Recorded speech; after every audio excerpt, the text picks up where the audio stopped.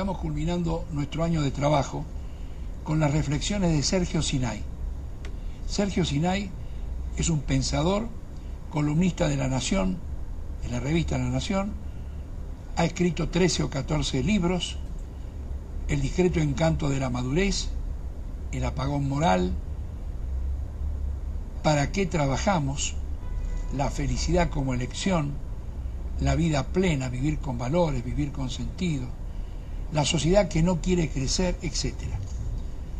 Realmente ha hecho contribuciones, y las hace todas las semanas que escribe, para que el lector, en este caso el que va a escucharlo, haga también su propia reflexión de lo que está viviendo, de lo que es el mundo de hoy y los ojos puestos hacia el futuro. Muchas gracias, Sergio, nuevamente. No, al contrario, un gusto.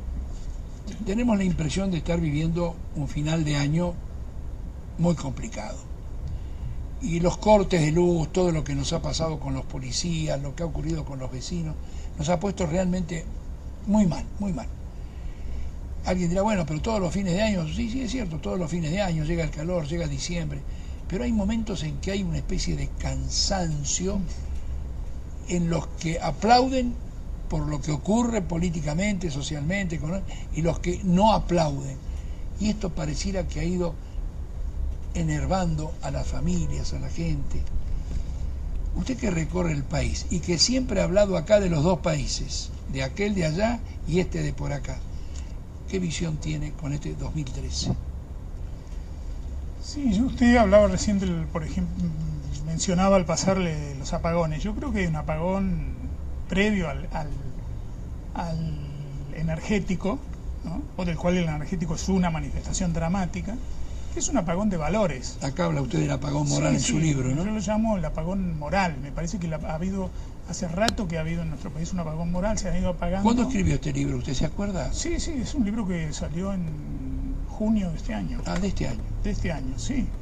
Lo escribí durante todo el año previo a su aparición, pero la verdad, yo creo que hay dos momentos de la escritura. Uno, el que es el momento en que uno se pone en el teclado, y todo un momento previo donde uno va recogiendo no solo material intelectual o externo, sino el material de las propias sensaciones, de las propias experiencias, de lo que uno va viendo, de lo que va recogiendo en el día a día con la gente. Usted recorre el país, da muchas charlas. Sí. Afortunadamente he recorrido todo el país. Cuando digo todo, no es como... Cada vez que usted viene acá me recuerda que anda todo el tiempo en gira. Desde Río Grande hasta La Quiaca he tenido la fortuna de poder hablar en los lugares pequeños, lugares más alejados, más cercanos, pero en todo el país. Y no solamente hablar, sino escuchar también y ver. Y yo creo que ha habido un proceso largo, de años, de fragmentación. Usted me decía los dos países. Yo creo que hablar de dos países es hablar por lo menos de dos masas relativamente compactas que pueden estar quizás a veces diferenciadas, enfrentadas o no. Yo creo que lo más grave que le ha ido pasando a nuestro país es que se ha fragmentado hasta el punto tal en que hoy en día cada persona se siente a sí misma como un sobreviviente, ¿no? Viviendo en una especie de momento final, de una especie de naufragio en el que hay que agarrar lo que se pueda, no hay lugar, la sensación es que no hay lugar en los botes para todos, y que entonces primero yo y los míos. Esto no se ha dado de manera natural, esto también se ha venido estimulando, ¿no? Por aquello de que el divide y reinarás es viejo como el mundo. Lo que pasa es que el divide y reinarás funciona durante un tiempo, funciona cuando hay recursos lícitos o ilícitos para reinar, pero cuando esos recursos menguan, la división que hasta ese momento dejaba a cada uno silenciado empieza a volverse un caldo espeso y peligroso, que es lo que estamos viviendo hoy. Hay una parte de la población que está muy convencida de que realmente el país no está tan mal, de que el país y hay otra parte de la población, pareciera un poco más mayoritaria, que realmente cree que no es el mejor momento de nuestra historia, ¿no? Bueno, pero esto es parte de lo que ocurre. Parte de lo que ocurre es que hay una absoluta indiferencia hacia el otro, digamos. Entonces, los que creen que esto no está tan mal, no han caminado ni 100 metros con los zapatos del otro. no han caminado 100 metros en la oscuridad del otro, que hace 8 días que no tiene agua o que no tiene luz. No han paseado por los arrabales que van cada vez más cercando a las ciudades, los arrabales de la pobreza estructural. ¿Qué quiere decir pobreza estructural? Quiere decir que lo que en la Argentina era, hasta hace unos años, una pobreza coyuntural, es decir, que podía ser un momento en la vida de una persona del cual había esperanza de salir, se ha convertido en un estado natural para siempre, digamos. La pobreza estructural quiere decir que el que cae en ese porcentaje de pobreza que no se ha modificado, que sigue siendo un 30%, hasta en las cifras del INDEC podrá dar 28, pero no da menos que eso, de ahí ya no va a salir. Y eso es en el siglo XXI y en un país como la Argentina, me parece que eso es muy humillante para el que está ahí. Hace pocos días justamente un medio de comunicación hablaba de 10 millones de argentinos que realmente estaban en estado de pobreza, ¿no? 10 millones serían el 25%, ¿sí? Pero si en lugar de decir 25%, que son las cifras que usan los economistas o sociólogos, decimos 10 millones, ya estamos hablando de personas, ya no de porcentajes. Y cuando uno piensa en cómo es la vida de cada una de esas personas, y no hablemos de esos 10 millones, porque quizás los que están sin luz no están adentro de esos 10 millones, pero están más proclives a irse acercando ahí que avanzar. Digamos, la Argentina, que era el país donde los padres trabajaban para que sus hijos estén mejor, y los hijos estaban mejor que los padres. Hoy los hijos están peor que los padres, y tenemos hijos que no solo no han visto trabajar a sus padres, sino que no van a trabajar ellos. Esto es muy dramático. Esto es muy dramático. Y entonces, el mal humor, porque ¿qué es un fin de año? Un fin de año es un fin de ciclo, en el sentido de los ciclos rituales de la vida, digamos. Ya no hablemos no estoy diciendo un fin de ciclo de gobierno. Sí. Entonces, siempre los fines de año, naturalmente los seres humanos, el más, el más frío y racional, como el más emocional y todo, todos, lo querramos o no, hacemos un balance de nuestra vida. Un balance más emocional, más afectivo, más intelectual, más económico, pero todos hacemos un balance.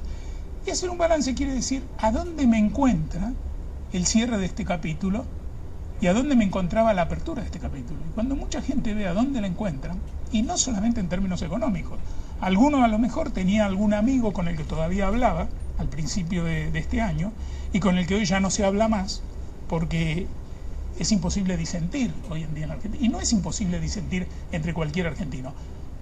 Es imposible disentir con el que no está de acuerdo con que las cosas están bien. Porque el que cree que las cosas no están bien, todavía escucha al que cree que sí estamos en el país de las maravillas.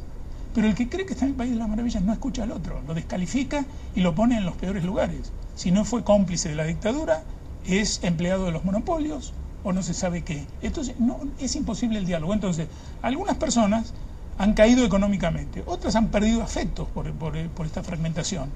Entonces, todo esto genera un malestar social, emocional, vincular, no solamente económico. Y cuando además en medio de todo esto asistimos a bailes inexplicables, cuando hay gente que muere, cuando hay gente que no tiene luz, cuando hay gente que todavía no ha recibido una respuesta por los seres queridos que perdió en choques de trenes en el siglo XXI. Estamos hablando del siglo XXI, no en el comienzo del ferrocarril. Y personas que se inundan y no han recibido todavía, inundados que todavía no han recibido una respuesta porque se los llevó el agua, realmente se los llevó el agua. Entonces, la verdad, ante todo esto se celebra con bailes inexplicables, y al baile le sigue la ausencia absoluta. No hay una sola palabra, una aparición que dé alguna muestra de empatía con el que sufre. Esto va generando un caldo de cultivo bastante espeso que ya no pasa por lo político, porque abarca la convivencia en el día a día. ¿Usted cree que el torneo mundial de fútbol de junio del año que viene, frente a la posición de Argentina en ese torneo, frente a lo que son los argentinos, servirá para calmarnos?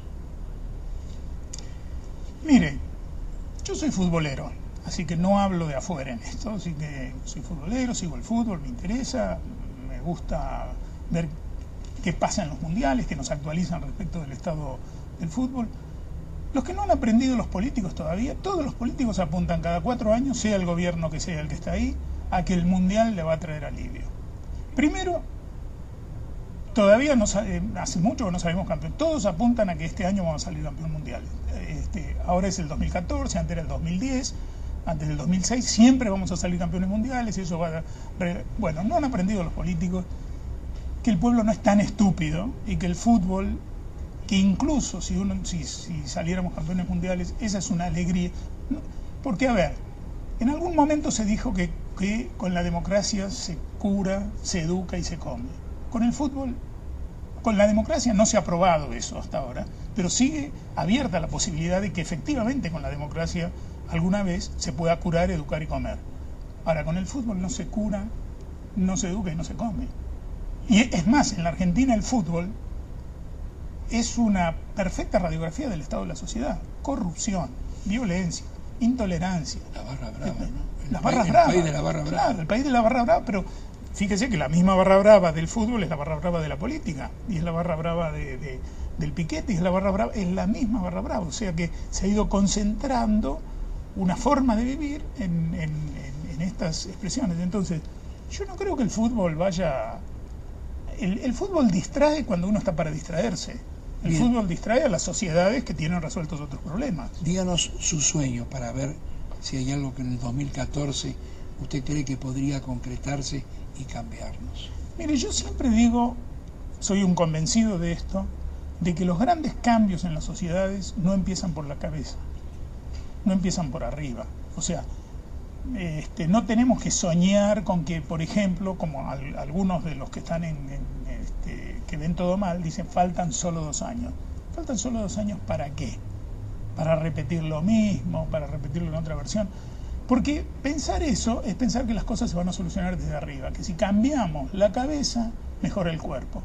Y la verdad que yo creo que los grandes cambios sociales empiezan de abajo hacia arriba, de lo pequeño hacia lo grande y de adentro hacia afuera. ¿Esto qué quiere decir? Está claro que para mucha gente, cada vez para más gente, la sociedad en que vivimos y la forma en que vivimos adentro de esta sociedad no gusta, no la queremos, no nos parece digna y se nos va yendo la vida. Ahora, día a día, pero ¿no? ¿cómo hace la sociedad para que las calles no estén inundadas de cortes simultáneamente, que vivamos estas tensiones de no tener caminos, la cantidad de automóviles que nos pasan por encima? Eso, si uno quiere cambiar eso, entra en la desesperación, la impotencia y baja los brazos, porque dice, yo no puedo arreglar el problema de la luz, yo no puedo mejorar los caminos para que no nos matemos como moscas en un país que debería tener otra cantidad y otro tipo de carreteras, otra cantidad y otro tipo de trenes. No lo puedo solucionar a eso yo. Pero yo puedo empezar a convivir con mi vecino de otra manera, no como si fuera mi enemigo. Yo puedo empezar a construir una forma de diálogo. Yo puedo empezar a trabajar en mi profesión, mi oficio, como jefe, como empleado, como profesional, como médico, como escritor, como lo que cada uno hace, empezar a trabajar con valores, no a tratar de sacar ventaja ahí, porque total sacan ventaja de mí en otro lado, ¿no? Yo puedo empezar a conectarme de otra manera con lo que son mis deberes. Digamos, si los argentinos o cualquier sociedad en la relación deberes-derechos ponemos primero los deberes y después los derechos, esta se ha convertido en la sociedad de derechos sin deberes. Una sociedad que no tuvo derechos durante mucho tiempo, una vez que empezó a recuperar algunos derechos, creía que solo tiene derechos. No. La verdad, como decía Simone Weil, que era una pensadora francesa extraordinaria. Estuvo acá en la Argentina, sí, invitada por nosotros. Bueno, Simone Weil, en algún momento, pero era Simone Weil anterior, no la que fue funcionaria en el gobierno de Mitterrand, sino la Simone Weil que murió joven en la guerra, decía que derechos y deberes no se pueden separar. No se pueden separar, es como si fuera una sola palabra, porque si uno quita una, la otra no significa nada. Pero sí se pueden poner en un orden. Y el orden es deberes y derechos. ¿Por qué? Porque los deberes tienen que ver con el otro. Los derechos tienen que ver conmigo. Cuando yo clamo por mis derechos, estoy fijándome en mí. Y estoy centrado en mí mismo. Cuando yo atiendo a mis deberes, estoy centrado en el otro. Entonces, me parece que en el lugar donde habitamos todos los días, nosotros, todos los días, como padres, en nuestra familia, como amigos, como vecinos, miembros de un consorcio, como les decía antes, en los trabajos que hacemos, tenemos que empezar por cuál es mi deber respecto de esta gente que me rodea. Yo creo que el primer deber es escuchar, el primer deber es respetar. Usted entra hasta en los foros de internet, en los llamados de los programas de radio, lo que sea, y la falta de respeto está a la orden del día. Es decir, es llamar para insultar, es escribir para insultar. Entonces, si no empezamos por respetarnos, no vamos a ser respetados. ¿A quién le vamos a pedir que nos respete? Cuando tejamos una red de respeto desde abajo en el día a día, seguramente vamos a generar otro tipo de gobernantes. Ahora, la sociedad clama por tener ejemplos. La sociedad abajo tendrá que armonizar sus cosas. Claro. Pero a su vez quiere estar mirando algunos ejemplos. Sí, claro, pero la sociedad tiene que producir esos ejemplos. Yo creo que la sociedad tiene los gobernantes que se ha permitido ir teniendo porque estaba distraída. Porque también una buena parte de la sociedad, porque no se puede decir la sociedad, pero una buena parte, yo creo que una parte importante de la sociedad argentina, se distrajo. Se distrajo porque el consumo era fácil, se distrajo porque dijo, bueno, todos nos corrompemos un poquito en el día a día, se permitió una pequeña corrupción porque total veía la gran corrupción, y entonces termina un día gobernada por aquellos que de alguna manera son su propio espejo, y a uno a veces no le gustan. Si a uno no le gusta lo que el espejo le devuelve como imagen, yo creo que los gobernantes son imágenes de las sociedades que gobiernan. Si a uno no le gusta lo que ve en el espejo, uno con tapar el espejo, con cambiar el espejo o con trinar contra el espejo no va a cambiar esa imagen. Uno tiene que cambiar lo que proyecta y uno tiene que cambiar lo que produce. No tenemos, por ejemplo, a veces se dice de algunos candidatos que aparecen y que a lo mejor tienen un discurso honesto, un discurso interesante, dice, bueno, pero no puede gobernar porque no tiene carisma. O no tiene carisma o no tiene experiencia de gestión. Bueno, quienes nos han gobernado hasta ahora tienen experiencia de gestión. La verdad, experiencia de gestión para los intereses propios tienen, pero no han demostrado tener experiencia de gestión para los intereses comunes. Hubo hace muy poquito tiempo, en octubre, una definición política en el país. Pero da la impresión que esa definición política nuevamente no se fue concretando en diálogo entre fuerzas políticas de un sector, de otro sector, algo que pueda trabajar e inspirar confianza, que achique estos espacios. Claro, porque esa oposición está también siendo un espejo de cómo está el país, fragmentado, y con cada uno viendo su propio interés. Entonces, yo digo, si hay 2 años por delante, que sean 2 años para empezar por cambiar lo que uno sí puede cambiar. Yo no puedo cambiar el estado de los trenes, yo no puedo cambiar el estado de los caminos, no puedo cambiar quizás el estado de la economía, pero puedo cambiar mi forma de vivir el día a día, mi forma de relacionarme con el otro, mi conexión con la política, porque también acá hay una idea en la sociedad argentina de que la política es sucia, no hay que meterse en política. Si uno opina, le dicen, estás politizando todo, y la verdad es que la política es parte de la vida, porque ¿qué es la política? Ya desde los griegos, la política era el ocuparse de los asuntos comunes, la polis, ¿no? Entonces, todo es política. Hay política en el matrimonio, porque hay que resolver cuestiones y hay siempre pujas de poder, que no es tan mal, porque donde hay más de una persona siempre hay algo que discutir para resolver. Hay política familiar.